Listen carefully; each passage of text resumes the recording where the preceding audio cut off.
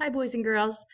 Today's video is covering section 3.1, solving equations with variables on both sides. Okay? And there's your I can statement. I can use the properties of equality to solve equations. All right, so this is what it looks like. All right, we solved two-step equations before Thanksgiving, but now we've got multi-step equations. This equation, you will notice, has a variable. Let me get the pen. Notice that it has 3x on this side and 5x on this side. Okay, well, the problem is we need to get all of our x's on one side. So the very first thing we have to do is fix that. Okay, normally 99% of the time, the best thing to do is to go after the smaller of the two variable terms. Okay, and that's what they've done in this case. 3x is slightly smaller than 5x. So the reason I have that as a rule is because you end up with a positive variable, and you guys do way better with positive numbers, so that's why I'm telling you to go after the smaller of the two, okay? So here we are going to subtract 3x from both sides of the equation. We can add and subtract variable terms just like we do numbers, okay? So we want to subtract 3x from here. Keep in mind that you're subtracting the 3x from the 5x, all right? So the 3x's go away, and all that's left on the left-hand side is this 8. Over here on the right-hand side, we did 5x minus 3x is 2x. And then remember, there's also a plus 2.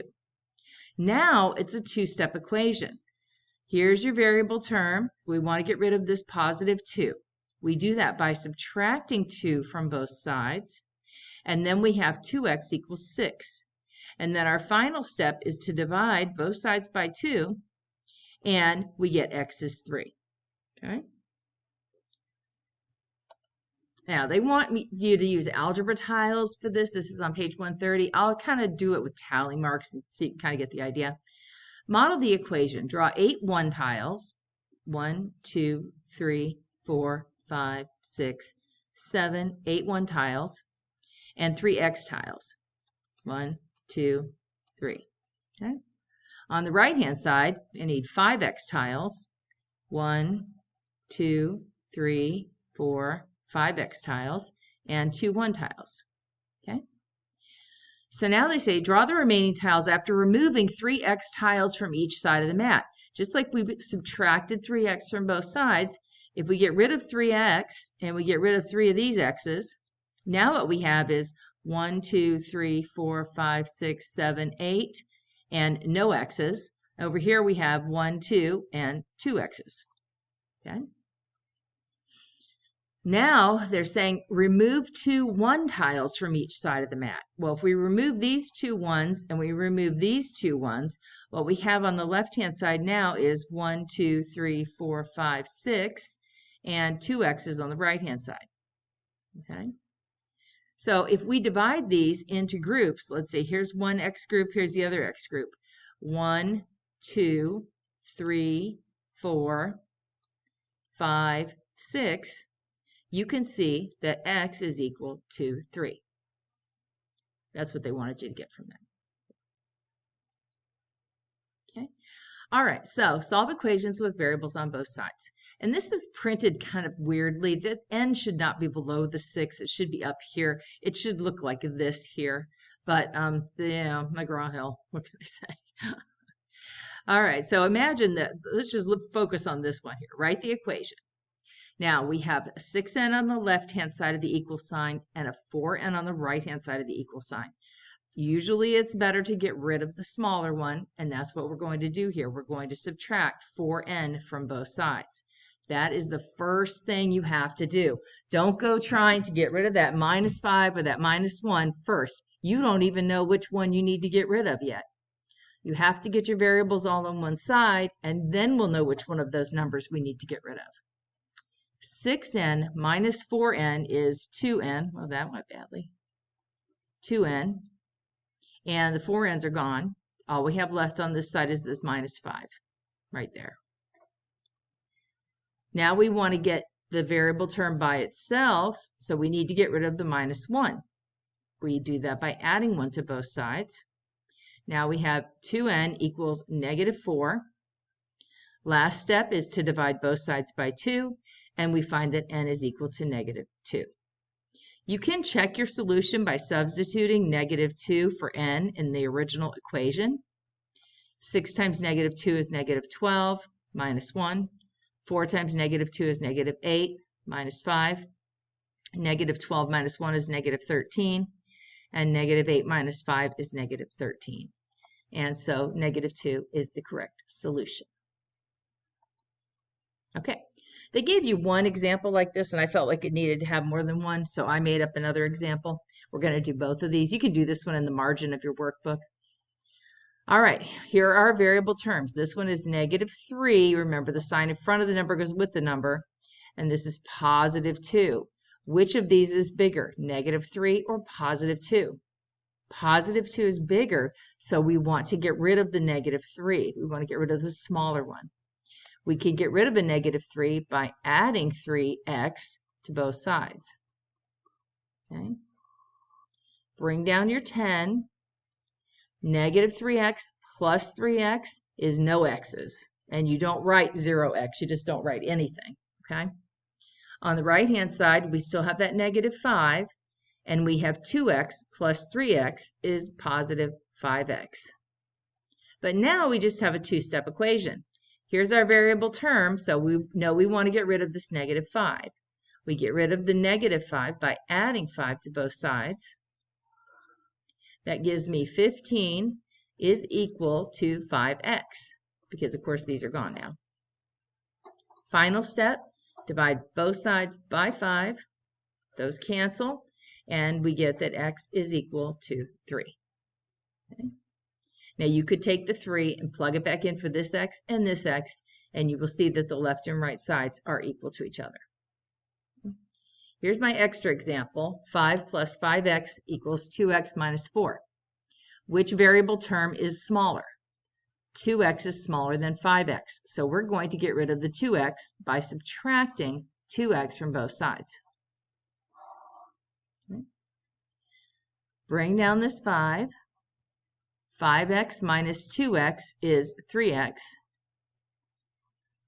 These are gone, and we just have a -4 left over here.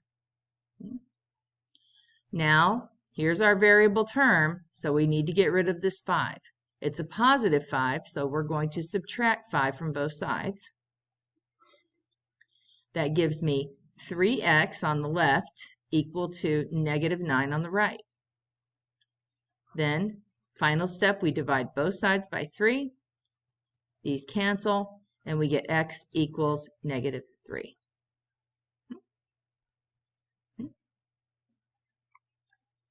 They very quickly escalate these. All right? Right away, now they've given you fractions. Okay? They're also giving you two separate ways to solve the fraction problem. Let me grab a calculator. One of the ways you can solve an equation with fractions is to multiply every term by the largest common denominator. Okay, so when we're looking at 3 and 6, the biggest common denominator here would be 6. If you multiply every term in this by 6, you will get rid of all the fractions. Okay, that's not fun. Just rely on your handy dandy TI-30 calculator to do the hard work for you, okay? This is what I want you to do. 2/3 x minus 1 equals 9 minus 1/6 x. Okay, which is smaller? Variable terms, +2/3 x or -1/6. -1/6 is smaller. So what you're going to want to do is add 1/6 x to both sides. And you don't need the calculator for this one. This one's a wash. Here, those are gone. So on the right-hand side, we have just 9. But 2/3 x plus 1/6 x. Now, when you put that in the calculator, obviously you can't put the x in, but you can do 2/3 with your fraction thing plus 1/6 and hit equals, and it gives you 5/6, which means you write your answer as 5/6 x minus 1. There's your -1. So just put the fractions in the calculator. Just add those coefficients together, 2/3 plus 1/6, and you will get 5/6. Remember, that's an x term now, okay? Now it's a two-step equation. Here's our variable term. We want to get rid of the -1. We do that by adding 1 to both sides. Now we have 5, 6x equals 10, okay?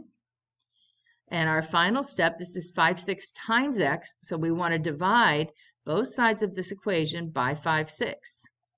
Divide this by 5, 6. And again, you can rely on your calculator to do 10 divided by 5, 6. 10 divided by 5, fraction button 6, is 12. So these will have fractions and decimals, all right? Oh, wow, this is just a mess. This is just terrifying. I don't want to look at that. Here's method number 2. We're not going to bother with method number 2. This is the one where I was suggesting multiplying every single term by the largest common denominator. It'll work. When you multiply everything by 6, you end up with 4x, because the 6's cancel, minus 1. Oh, not 1. You have to multiply that by 6 too, so it's minus 6. And then 9 times 6 is 54. And these 6's cancel, so it's just minus 1x. And then they say, okay, now from here, go ahead and solve, blah, blah, blah, and you end up with the same answer that we got. All right, this method is a little more complicated. I'm going to suggest we just do it the old-fashioned way. We do it the way we've always learned to solve equations. Just rely on your calculator. Okay, so here we have an equation. Move over just a smidge. Okay, we're going to rely on our calculator. First of all, which fraction is smaller, 2/3 x or 2/5 x? Well, think of pizza. This pizza's cut into 3 parts and you ate 2 of them. This pizza's cut into 5 parts and you ate 2 of them. Which one's more pizza? This one. You ate more than half of this pizza. So this is the bigger number. So what we want to do then is we want to get rid of this 2/5 x. It's a positive 2/5 x, so we're going to subtract 2/5 x from both sides. When you put this in your calculator, you're not going to put the x's in. You're just going to go 2/3 minus 2/5. And that's 4/15.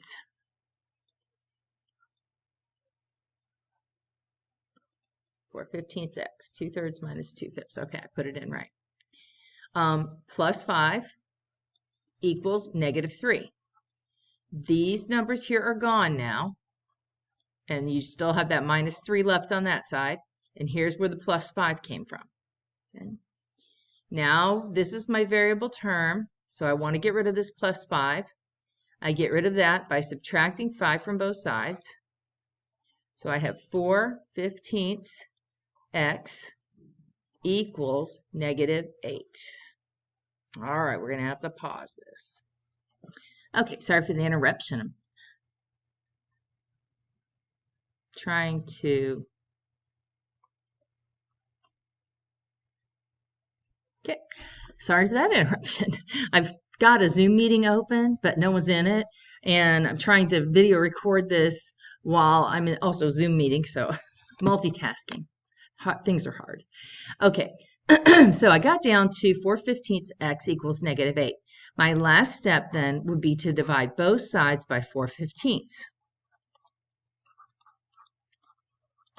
Again, you're going to want to rely on your calculator for this one. You're going to do -8 divided by 4/15. 8 divided by 15 is 30, -30. So x is -30. Okay. So same steps, just a little more complicated because we're dealing with fractions. And now they're going to throw decimals in there. Oh my golly. Okay. So here we have, again, why is that x low? What is that? Why is that doing that? I don't get it. Okay. So anyway, here we have 2.3x and -1.2x. Negative 1.2x is the smaller variable, so that's the one we're going to want to get rid of. We get rid of it, it's a negative 1.2x, so we're going to add 1.2x to get rid of it. That will cancel that all out. Over here we have 2.3x plus 1.2x. That's going to give us 3.5x. You could just add those together with your calculator. If you can't do it in your head, just do 2.3 plus 1.2. And remember that they're x terms, so you want to put the x with the number that you get. Here's the positive plus 2.8 goes here. And this is the positive 9.8 on this side. Now this is the variable term. Now we know which number we need to get rid of. We want to get rid of the number that's on the same side with the variable. So we subtract 2.8 from both sides. That gives us 3.5x is equal to, and we do the subtraction over here, it gives us 7, okay? Then we divide both sides by 3.5, and I happen to know, you could do this in a calculator, 7 divided by 3.5, but I happen to know that's 2, okay? And then over here they showed you what it would look like if you checked your solution by substituting 2 for x.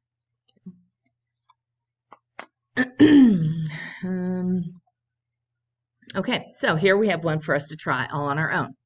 Where are my variable terms? There's 4.06x, and here is a negative 1.26x. Negatives are always smaller than positives, so this is the one we want to get rid of. We get rid of it by adding 1.26x to both sides. Okay. This is going to give us, that's 5.32x plus 3.22 equals 27.16. All right. Now, you could have done this in your calculator, 4.06 plus 1.26, and then put the x on the end. Here's my variable term, so that means I need to get rid of this number because it's the number on the same side of the equal sign with the variable term. So it's a positive 3.22, so I'm going to subtract 3.22 from both sides. Now I have 5.32x on the left. On the right, I don't borrow well in my brain, so I'm going to use a calculator for that one. 27.16 minus 3.22 is 23.94. Okay. Now the final step would be to divide both sides by whatever number is in front of your x, 5.32. Those cancel. Divided by 5.32, and the answer is 4.5. Same steps, just a little more gnarly because now they have fractions and decimals. So that brings me to the end of today's instructional video. And as you can see, the secret word for this video is Chihuahua. I personally love Chihuahuas. I've always had Chihuahuas. My current Chihuahua is a long-haired white girl Chihuahua named Trixie. They're just the cutest little things. So today's secret word is Chihuahua. All right, you guys have a great time. In my next video, we'll be doing the practice problems.